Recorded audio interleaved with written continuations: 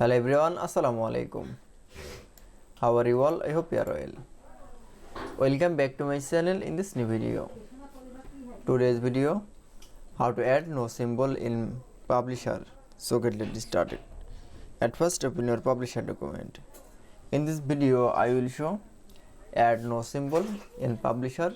Now going to the insert menu option. Now for click, then click for a shape option. Now click for a no symbol. Now for click, then write a no symbol shape, correct.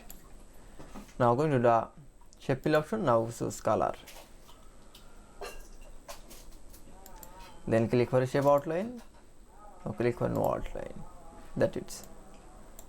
Then you show add no symbol in publisher document is very easily.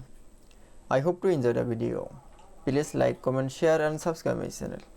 Thanks for watching.